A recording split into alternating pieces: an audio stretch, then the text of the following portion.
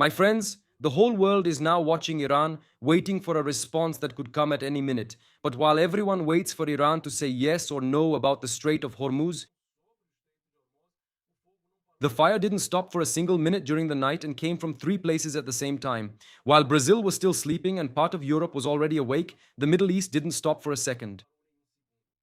There was a ship hit in the Strait of Hormuz, an American base attacked by a drone, and just now, a factory caught fire right in the Iranian capital. And there's also Trump himself speaking in public as if he's in no hurry at all, while Bloomberg reports that behind the scenes, there's a deadline that expires today. 12 hours, everyone. Just 12 hours. All of this happened in just 12 hours. Today, I'll tell you what happened while you slept. Piece by piece, searching in all the languages here in the region. Folks, the mainstream media doesn't deliver it to you like this. And stay until the end, because in the month since all this power from Iran, there's a crack that almost no one saw. And that's what changes a lot of things. And I also want to start right here. Last night, where things were hottest in the early hours, was at sea. Live from Israel, where everything is happening. Join me to understand what's going on straight from the source. Yesterday, I explained the Oman corridor for those who remember. That narrow strip on the south side, right? On the south side of the Strait of Hormuz, which is right next to the coast of Oman. That's where the ships from the Gulf try to pass. Far from Iranian reach and farther away from Iran overall. Well, that's exactly where blood is being shed right now. Let me give you the exact number here because it tells the whole story. In the last 24 hours, a ship was hit directly in that corridor right there, exactly at that point. And in the 2 days before, two more barely escaped. By a very small margin, they weren't hit. I'll start here with the most serious one. Yesterday's from early yesterday morning. Around 10 at night, a Liberian-flagged cargo ship. It was sailing about 20 nautical miles northeast off the coast of Oman, and it was hit by a projectile right in the engine room. The ship had a total blackout and the fire spread through the crew area. The distress call was sent out over the emergency radio, and so far one of the sailors is missing. That's the information we have at the moment. A man who was just doing his job on a cargo ship, in a corridor that should have been safe, and who took responsibility for this? Iran itself. The Revolutionary Guard released a statement saying in no uncertain terms that they hit the ship which, according to them, disobeyed orders and tried to cross the strait through a forbidden route. Orders and the forbidden route, right folks? Who gives orders about an international shipping lane that never had an owner? Never. We have to make this very clear here. That never had an owner in this place. Iran has basically declared itself the master of the strait. Go where I tell you or I'll sink you. And now, this wasn't an isolated case. It was the third scare at that same point in the corridor. In just a few days, in the 2 days before this case here, two other ships barely escaped in the same stretch. In both cases, the crew reported an explosion near the hull with no visible damage, and the ships continued, though shaken. But they turned back, didn't they? They only kept going so they could turn back, not continue on. So, consider it all together. In just over 2 days, 3 ships were targeted in that corridor, and one of them paid the highest price. A sea route through which, before this war, a fifth of all the planet's oil used to pass. Today, almost nothing goes through, and the little that tries to pass still gets hit. And now, there's another side coming too. That the headline leaves out, ends up hiding. While Iran, let me adjust the camera here, while Iran hits a ship in the corridor, Trump spent the night yesterday, right? Saying the opposite of what the sea is showing. He stated once again that negotiations with Iran will start soon. He said that the next day, which in this case is today, right? Which is exactly today, they would already be discussing reopening Hormuz, then talk about the nuclear program. Remember, there are still other topics to address besides the Strait of Hormuz. His whole story sounds lovely, very optimistic, all neatly packaged. And then, on the Iranian side, the denial came again, sharp as a knife. Mohammad Marandi, who is part of Iran's negotiation delegation, stated bluntly that Iran has no intention whatsoever of negotiating with what he called the Trump regime. Remember that this negotiation, which is happening now, is between Iran and Oman. In theory, the United States is not part of this negotiation in any way, and that any act of aggression will be met with an overwhelming response. Who said that? The man who would be sitting at the table that Trump claims exists, at this negotiating table. He's the same one who comes out publicly to say that the table doesn't exist. And there's also a new piece that came up overnight that ties all of this together. The American newspaper, the New York Times, revealed the outline of the agreement that's being worked out behind the scenes for the Strait of Hormuz. And just look at this outline, folks. The ships entering the Gulf would follow a route right along the coast of Iran. It's the route we already know here. Let me put it up here so we can follow along with what we're talking about. So everyone leaves here understanding everything that's going on. This route up here, right along the coast of Iran, the ones leaving would go right along this route by Oman. And in the middle of all this, there's something called a service fee to guarantee the safety of navigation. In other words, someone would have to pay. You'd have to pay to pass through here no matter what. Service fee, in plain English, this has another name. A toll, right? That's a toll. If this agreement happens as planned, the world will officially recognize what Iran has always wanted. We must make that clear. They've always said that only this way will they reopen the Strait of Hormuz. The recognition that the one who controls the entrance and exit of the Strait of Hormuz is Tehran. And that to pass through this place, everyone has to pay. And the head of Aramco himself, do you know who Aramco is? The Saudi oil giant issued a warning today that also scared the market, right? This could, once again, shake up prices. If Hormuz remains blocked, the world loses about 100 million barrels of oil per week, and even if it reopens tomorrow, he said this today, it may take up to a year and a half for everything to return to normal. Both you and I will feel this, especially with fuel prices. This is the power that the cornered regime, that's the truth, still has in its hands. It doesn't need to win this war and doesn't need to defeat anyone. It just needs to keep its finger on the jugular of the world economy, which is this strait we're seeing now. And that's where that detail I mentioned to you at the beginning comes in. Because in front of the cameras, Trump was speaking as if he had all the time in the world, but Bloomberg revealed what was underneath that calm speech. Behind the scenes, there's a deadline. Yeah, a deadline, and it falls exactly today. By the end of this Tuesday, Iran has to finalize the Hormuz deal with Oman. If they don't, according to Bloomberg, a devastating airstrike will hit the region. And now they're saying that in a few minutes, something will come out about this deal.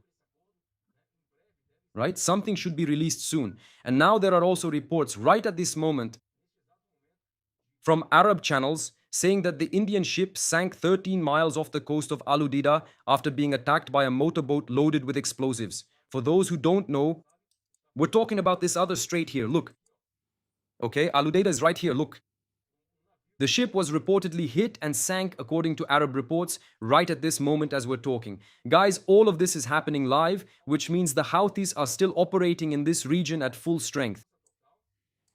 Let's put both straits here so we can visualize it like this. In other words, if the deal isn't finalized, according to Bloomberg, today there will be a devastating airstrike. That's what Bloomberg said.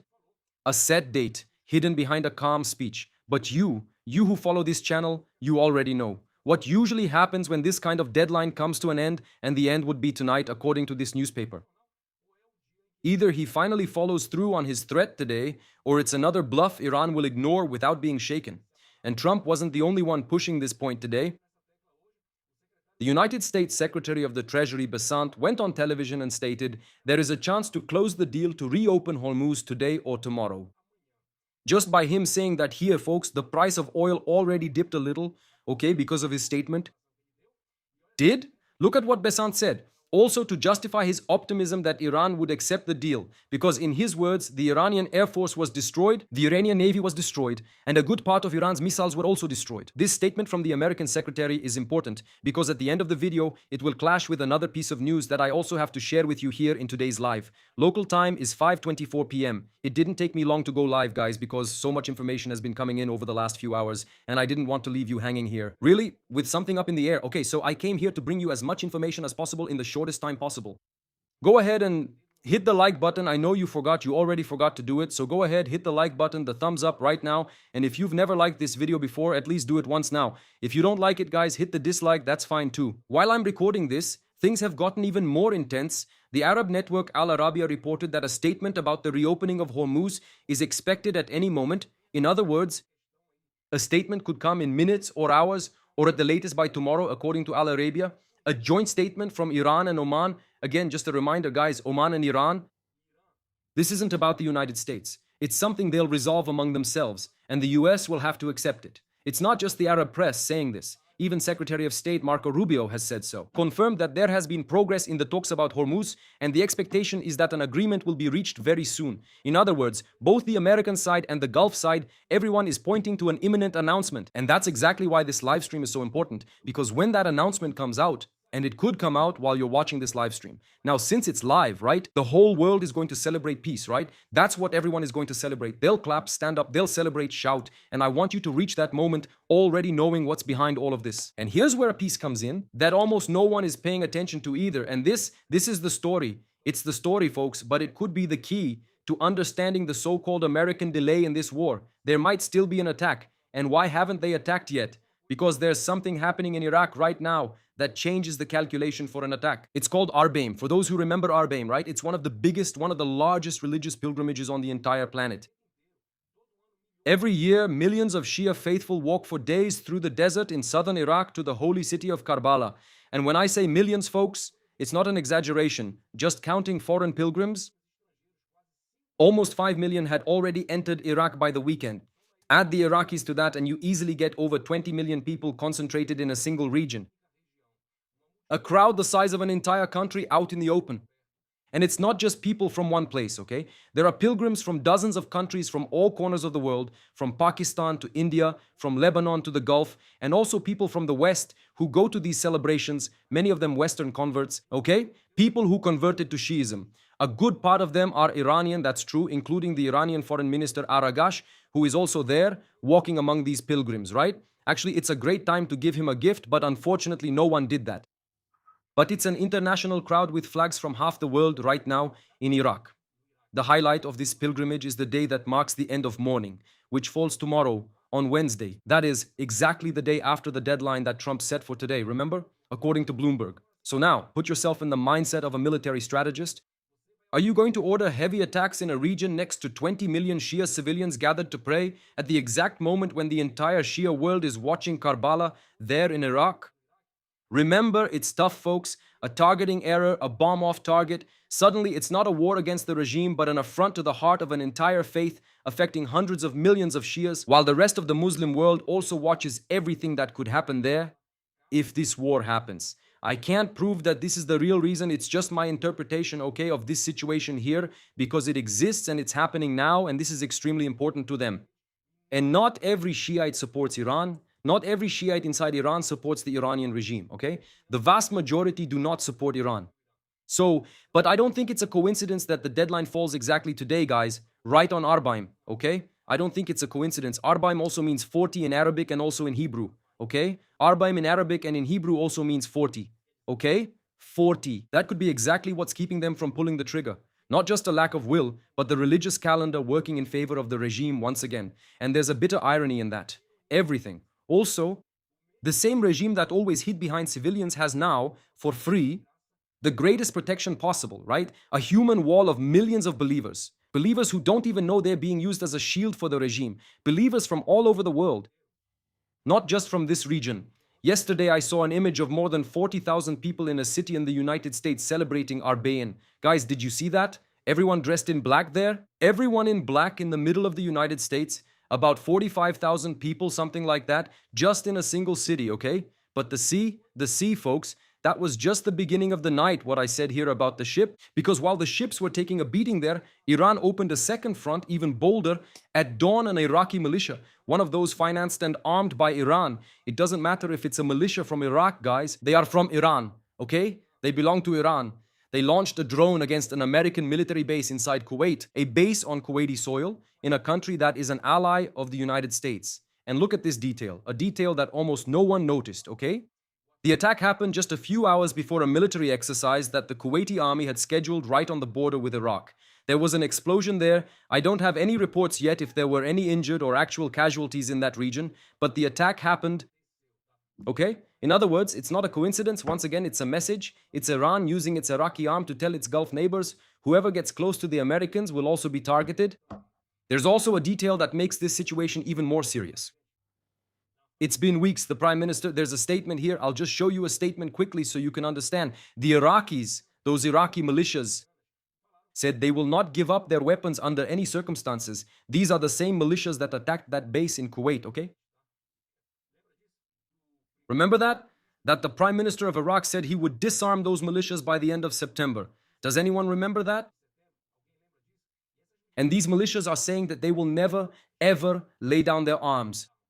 In Lebanon and Iraq, The legitimate government is trying to bring weapons under state control as any normal country would. The state, not militias, should control the weapons. And on both sides, Iran's allies respond the same way. We're not giving up our weapons, neither on the Iraqi side, which are the militias, nor Hezbollah in Lebanon.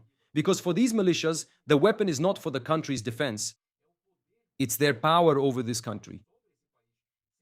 Without the weapon, they become what they've always feared. They become what they've always feared, which is just another political group, a political party without its own army to impose fear. Then the night's third front comes, the most surprising, as the fire was inside Iran, not a neighboring country. It happened today. Look at these images.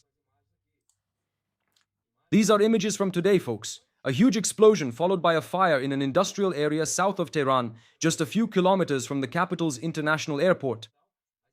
The images circulating here show a thick column of smoke, black, very black, rising from a factory. Officially, they said it's an aluminum factory, according to the Revolutionary Guard and sources inside Iran.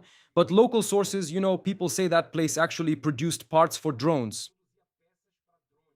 And several witnesses swear they heard the sound of a missile or something crossing the sky seconds before this explosion. No one has claimed responsibility, neither the Americans nor Israel. No one, including Kuwait, has claimed responsibility, and Iranian authorities haven't explained the true cause of the fire. I won't say what it was, since no one is sure right now, but the pattern remains the same, right folks? The pattern speaks for itself. Every time a factory connected to drones or missiles mysteriously catches fire inside Iran, it's the same story as the gas pipeline. There's usually a very familiar hand behind all of this, a hand that acts in the dark, away from the cameras, just like I've explained to you several times here. And if this explosion really was what it seems, it sends a message that no speech can send, that even with all this theater, because it is theater, folks, negotiation theater, the work on the ground hasn't stopped for a single day. And now, let's put it all together now, right? Everything that's happened so far, the ship that was hit over there in the Strait of Oman, or we could say the Strait of Hormuz, an Iraqi drone crashing into an American base during the night, and a drone factory exploding inside Tehran. That's what happened. All of this while Trump appears on television saying that everything is moving toward peace, that talks have already started, that it's just a matter of days. And here is where I'll give you my take, and you can have yours as well. If you agree, you can go with mine, no problem. There's a gap between what Trump is saying and what's actually happening on the ground, and that gap is not by chance. Trump needs to sell the image that he's in control, that he tamed Iran, that peace is coming because of his firm hand, because he has voters to convince at home. Guys, and an election is coming up. And Iran needs exactly the opposite. They need to show their own people that they didn't bow down, that they don't negotiate with those who bombed them and eliminated their supreme leader, that they're still standing and armed, because the regime also has its own people to convince it's the same thing. And the fear of appearing weak is Ayatollah's greatest enemy. So both sides shout opposite versions of the same day. So the truth must be somewhere between these two versions. One shouts peace, the other shouts resistance. And in the middle of these two shouts, the one who pays is the anonymous sailor on that cargo ship, and it's your wallet and mine at the gas pump tomorrow morning. And I already told you yesterday, and tonight just confirms it. The United States has more than enough power, in my opinion, to end this here. What's really missing is just the decision, not just the strength, okay? Deciding to go all the way. Until that decision is made, the regime does what it knows best, buys another night, buys another hour, hits another ship, and wakes up still standing for another whole day. But there's a detail in the middle of all this Iranian strength that shows the crack. If the regime were really that comfortable, it wouldn't have a factory catching fire right in the capital. It wouldn't need to send Iraqi militia to attack a base in Kuwait to prove it can still bite. Who is really winning? You fool who believes the regime, the real winner doesn't need to constantly claim victory. And Iran? Today, shouts a lot, shouts too much, and meanwhile the talks in Rome are ongoing. There in Rome, remember the negotiation? Remember Lebanon? It's still going on, promising more chapters and two versions for this same board. So add to that today's deadline about Hormuz and the Arbein festival or pilgrimage reaching its peak tomorrow, that is its end. 3 clocks ticking at the same time, all connected to the same regime. And now, my friends, there's something bigger than today's news that I need you to understand. None of what I told you is random, folks. It's all one axis. The Shia axis led by Iran, Hezbollah in Lebanon, the militias in Iraq, the Houthis who just hit the ship there in the Bab el-Mandeb Strait, the Houthis in Yemen, and even Hamas, which is Sunni. Hamas is not Shia. They're Sunni, yet took money and weapons from Iran. And that's why when tomorrow or in a few hours or later, someone appears on your screen announcing that an agreement has been signed and that peace has arrived, that now everything is going back to normal, you'll understand better than most what's really happening here. Could things go back to normal? Yes. But going back to normal is only for now, just for now, because all those I mentioned above, Hamas, Lebanon, Hezbollah, all of them still exist. Some are weaker than they used to be. It's true, some of them. I'm not talking about the Iraqi militia. I'm not talking here about Hezbollah and Hamas. A little weaker, yes. Beaten, yes. Cornered, maybe yes. But they're still standing.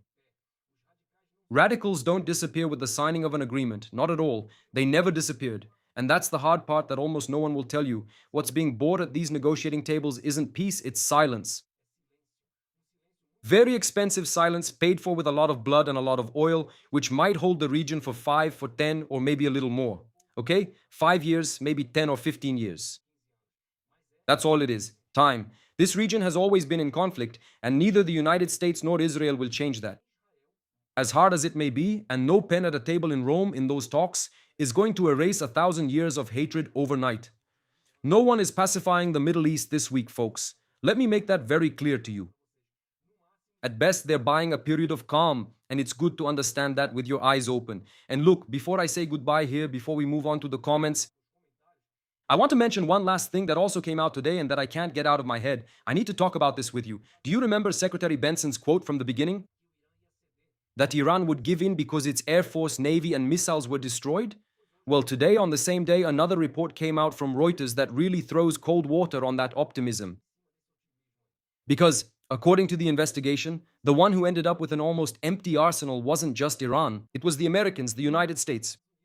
The report says that the US military spent almost its entire stock of long-range precision missiles in these 5 months of conflict. I'm not talking about interceptor missiles.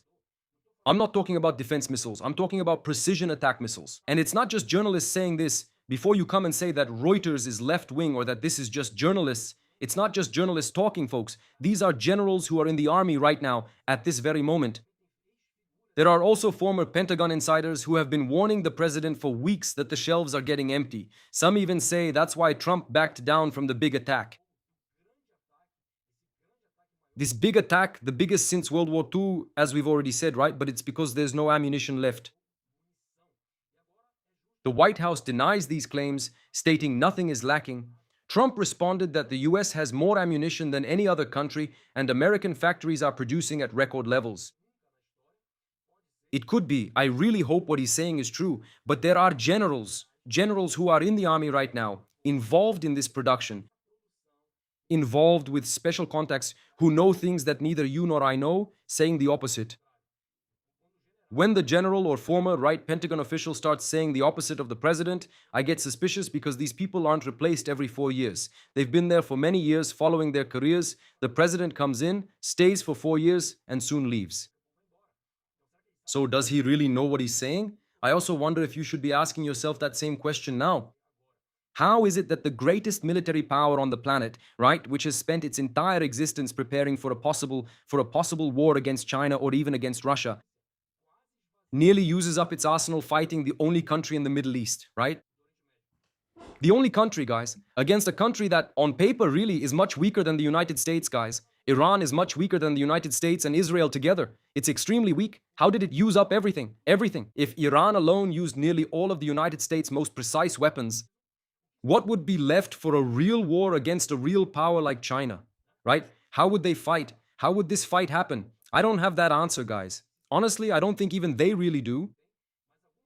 But something in this equation is very wrong, right? Very wrong. Maybe what happened there is what happened here in Israel, and I'm a witness to that. At a certain point, and that's also one of the reasons we got to October 7th, right? At a certain point in this history here in Israel, there was a downsizing of the army, right? They reduced military spending on the army. They invested more money in the air force, less money in the ground forces, in the infantry. They took a lot of funds from the army, built less, produced less here in Israel. And now when October 7th happened, we took all of that right in the face, right? All in the face because there shouldn't have been time to deliver 37 units. Is that really true? How did they plan to fight against powers like Russia or even China this way? I'll watch for the numbers and share them if they appear, but I think something in this calculation is off. I'll be here as always, looking for all the information in every language of the region so you don't have to rely on anyone's random headlines. So, if this analysis helped you make sense of what happened last night in a way no other channel did, then drop a like because I think it was worth it. Subscribe and share. Let's take a quick look here. Eclipse, thanks for the super sticker. Where is Reza Pahlavi? He was seen as a possible leader for the new regime, but I haven't heard about him anymore. Where is the guy? They took him out of the picture. Do you know why they took him out of the picture, Julio? You're not the only one asking this. Everyone is wondering. He disappeared from the media, right? They basically took him out. He doesn't say anything at all anymore. Because if he opens his mouth, he'll end up hurting Trump's midterm election. Since none of the goals were achieved, the media, left or right, reacted, which is why I say there's no left or right. At the right moment, these two sides, right and left, remove whoever needs to be removed from the public eye. Even on channels like mine, the audience can drop because the algorithm was manipulated so you wouldn't find out the truth. Okay? So that's how it works. You see, Reza Pahlavi disappeared from both the left-wing and right-wing media. He occasionally posts, but we don't see it because the algorithm doesn't show it. He's still around, but he's faded from the media, which isn't interested in him anymore. Because the plans that were supposed to have been fulfilled back then, the promises that help was on the way for the Iranian people, it didn't happen. He just disappeared. Eunice Gonsalves, thank you. Sandra, thank you. Man, Karen, thank you. And the Kurds, Davy? The Kurds are still being attacked there in Iraqi Kurdistan, still under Iranian attack. What's happening there is terrible. Because if there was ever a plan to attack using those borders, that plan, right, the way things are going, went down the drain. This was also reported in the media back then, if you remember, that it was specifically a Kurdish attack. See here? Up here, at the top, it would be the Kurdish troops who would invade through there. Iran has already said that they know this plan is real, that Mossad and the CIA were behind all of this, and that's why they're attacking Kurdistan. The United States would eventually enter through the Strait of Hormuz. You can see the forces here. And Israel would provide air support for the Kurdish invasion. This plan, maybe at some point, could become reality. And even NATO getting involved in this war at some point. There's a map up there. This was just a theory, okay guys, a theory from analysts inside Iran who released this, and then it was shared outside Iran in English too, that this would be the real plan. Let's see here, David. I love your loyalty to the truth. Thanks, appreciate it. For me, the idea is to get rid of obsolete weapon stockpiles and make room for new war technologies. The arms industry has always dictated a big part of the world economy. Things have changed. Things have really changed, guys. Nowadays, you don't need to manufacture million-dollar missiles like the ones the Americans make. Now they've also approved an increase in the production of interceptor missiles in the United States. Congress, the Senate, I don't know, someone over there approved it so they can start making twice as many as they used to. Only now did they wake up to this. Actually, I don't even think they should do that. They should spend that money on smaller things that cost less. Exactly like Ukraine did, right? They reduced the size and the need for what came from the West, which cost a fortune, and built smaller things that are just as destructive as the big ones because they're deployed in huge numbers, right? So they keep going with this idea. The arms industries keep pushing for big budgets. Big budgets, big projects. The world has changed a lot today, guys. This thing with drones, it's not the same war anymore. It's not the same war. Thank you, Nadia. Lucian, the payment processes but is then refunded to my account. It's just like you said about inventory. Since everything was used up during the war, someone has to pay to manufacture replacements. The industry profits regardless.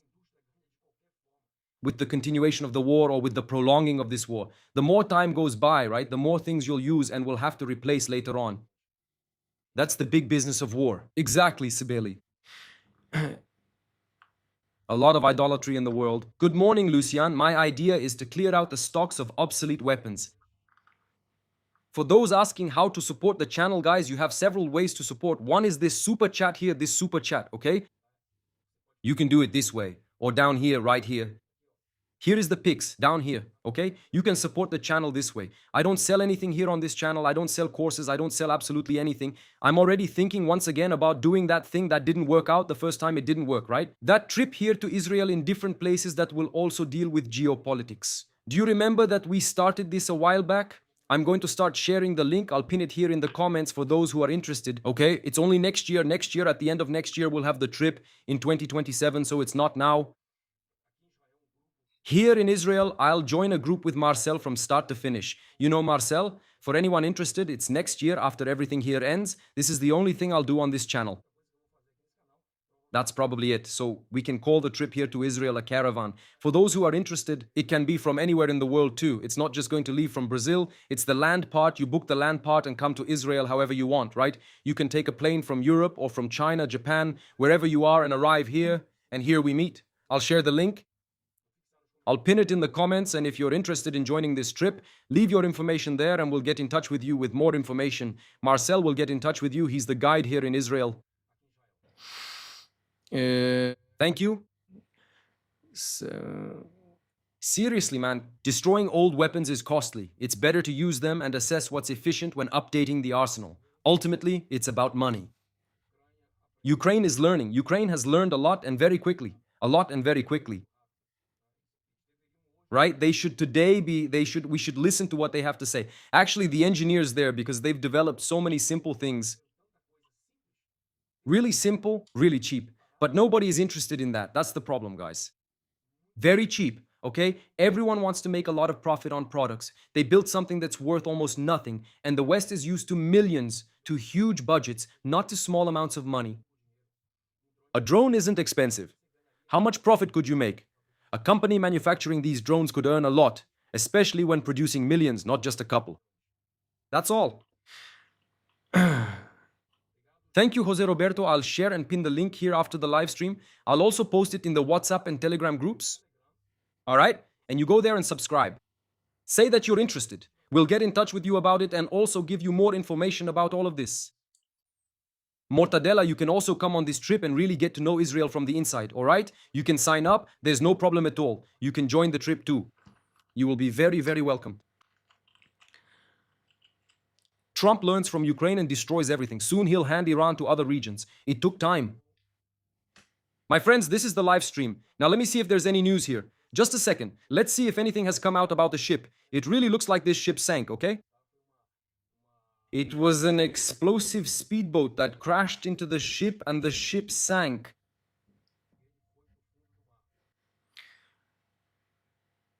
Oman, under pressure from the United States, Europe, and the Kingdom of Saudi Arabia, is considering accepting a plan to reopen the Strait of Hormuz, which was largely developed based on a single Iranian initiative, according to the proposal. The route for the vessels would be such that Iran would exercise dominant control, and the vessels would pass through areas under Iranian control when entering the strait. This is the plan that will be presented. Thank you for, probably soon. Meanwhile, finally, it's being said here that they might speak up. Enter from the strait side. Let's check the map. Currently, reports say nothing is happening. Everything is at a standstill in real time. The ship would enter here, look, into the strait. And on the way back, it would exit through Oman's side. But on the way back, it also needs to call the guy who's right here, look, and request permission to proceed. In short, Iran controls everything. Don't be fooled. If this is approved, that's it. And just to remind those who have already forgotten, the war was never about the Strait of Oman, okay? We need to make this very clear, because some people have too much time on their hands, right? We end up forgetting. I've seen people saying that this was the reason for the war. Can you believe it? I saw a guy in the United States saying this on a huge podcast with 4.1 million followers. The guy was saying it. He was saying that the war, this whole war, was to open the Strait of Hormuz. Where was this guy? Was he on the moon maybe when this war started because Oman was open? The war wasn't, right? That was never the reason for this war. Oman was open, guys. It was open. It was closed by Iran. I made several videos before it was closed. I even called it the Doomsday Bomb. I mentioned it in one of my videos over a year ago, that if they did this, that would be the main problem of this whole war. And it was... So there are people who didn't understand this was open before. The war started because of the weapon they were creating there, the atomic weapon. They were building it. All right, so that was the real reason for the war, the weapon. Then came the issue of missile range. It was to reduce the range of the missiles or to destroy the missiles. And lastly, there was the Strait of Hormuz. The Strait of Hormuz became the main reason for this war. Absurd, right? But that's the truth. The transponder may be off, Nelson, but it doesn't make it invisible to radar. So the land radar can see the ship even with the transponder off, because the radar doesn't depend on the transponder. So there's really no reason for them to turn off the transponder, since the radar can see it. And the radar from another ship that's here, look, right here, it can also be used to see what's here. They can install radar that sees through to the other side. In other words, it's not the transponder that's going to change the situation here. Just look at how many are outside and how many are inside. Meanwhile, the United States keeps doing that same job here of patrolling the region, right? Maintaining the security of the Strait of Hormuz. You can see here that the planes don't leave this area. Of course, the number is not the same as before, but they're still in this region, the American planes. They keep working. More are arriving here in Israel or leaving Israel. Look, I left from a base in Jordan. I had to take a training flight to warm up the engines. And here in the Al Udeida region where this ship was hit, there's nothing. There's nothing at all. Let's see here. And the Routins also fired today and hit, according to them, a high-value target at an airport in Saudi Arabia. So it would be this one from Abra. The Routins reported this morning that they hit it there. Let's show the Routins map. Hold on. Here are the Routins maps. This one, look. They hit it, supposedly hit it with a drone, the airport, a high-value target. Let me see here. Where's the statement? Just a second. They hit it today, and they reported that they struck a Saudi target, continuing the blockade they imposed in that region. Remember that there's a blockade by the Routins in that area. And then Hormuz was really the bargaining chip that Iran used for sure. Muslims are coming to Brazil, guys. It won't be long before Brazil joins this wave of Muslims. There will be people converting by the millions, Mark my words. By the millions. They start off slowly. That's how it started in Europe. And today we're seeing the situation in Europe.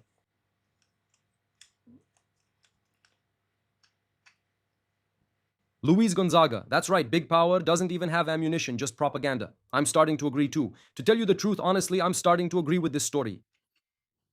Ridiculous, right?